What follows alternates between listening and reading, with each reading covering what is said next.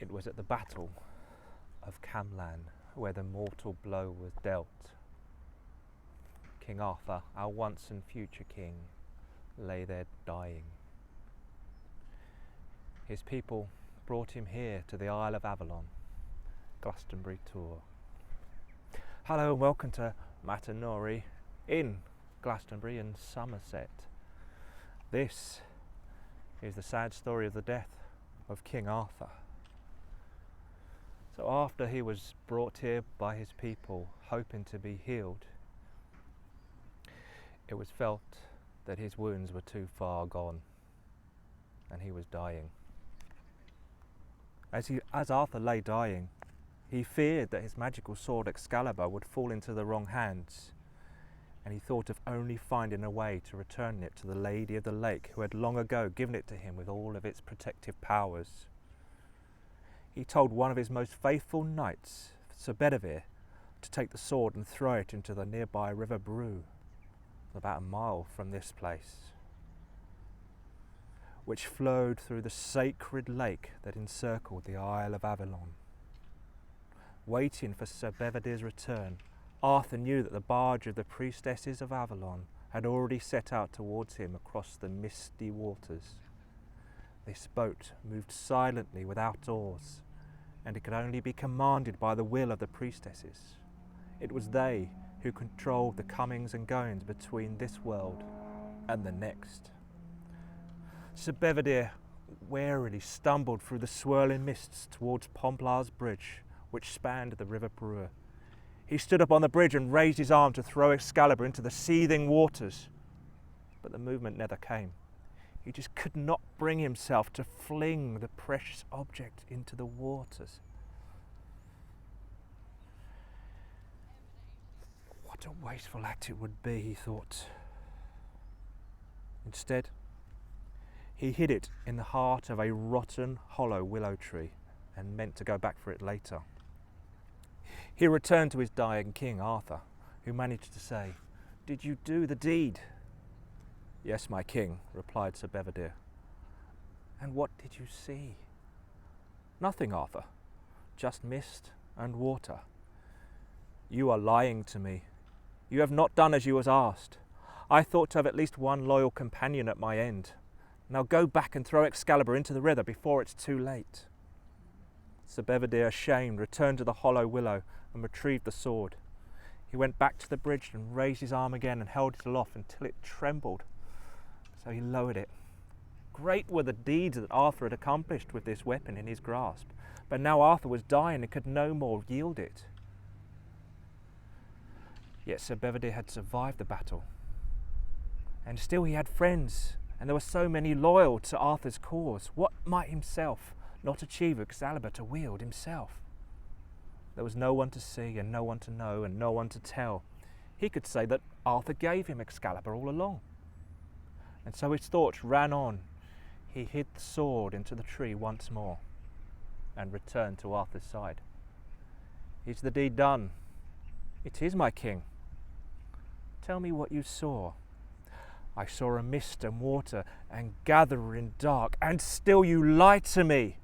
Deep will that darkness be if there's no honest man left in my kingdom. It has come to this, that there's no one in my darkest hour that I can truly trust. Go and do as I ask. There will be no more time." Such was the anguish in that voice that Sir Bedivere hastened towards the bridge again. Arthur's body now felt so cold that the damp and clinging mists of Avalon were like the soft, warm feathers. Already glimpses of the other world were brushing past him. He could see the priestess's boat drawing nearer, a darker wing on the water. He could see who was guiding it, seated at its prow.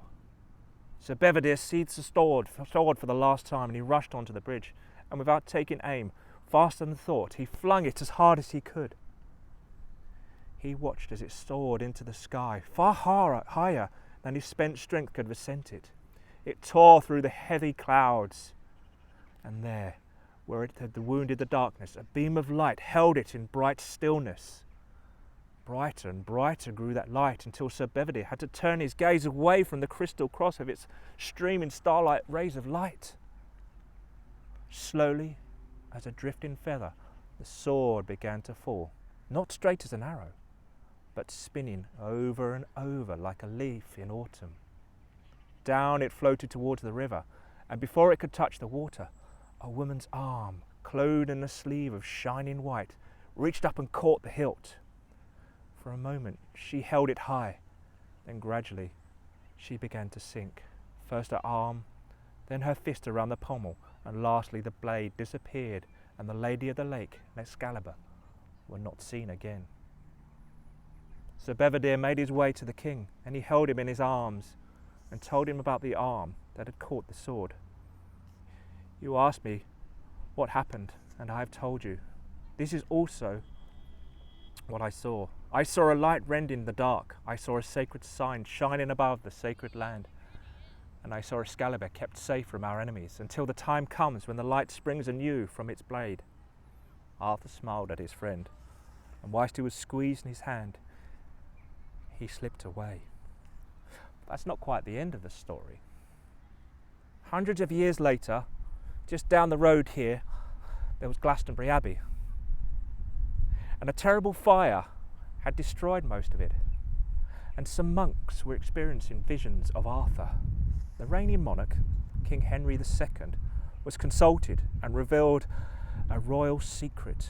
King Arthur had been buried in the abbey, and the knowledge of his exact whereabouts had been passed down through the royal families of Britain. The monks then sought and found a grave which contained two coffins with skeletons, one of a giant of a man and another of a woman with a plait of yellow hair. Both coffins bore inscriptions declaring the identities of their occupants, Arthur and Guinevere. Now many believe that this discovery to be a medieval fraud, perpetuated to bring more pilgrims and revenue to alleviate the abbey's temporary financial crisis. But although the coffins' remains have been lost, the drawings and copies of the inscriptions left by those who once claimed to see the originals tell a different story. Those records show a very early form of writing that the medieval monks would have no knowledge of, and therefore could not have been forged. So who really knows? But we do know this: in Britain's darkest hour of need, the Rex Quandam Rex Qui Futurus will rise up, rule, and redress evil, and save this sacred land of Albion.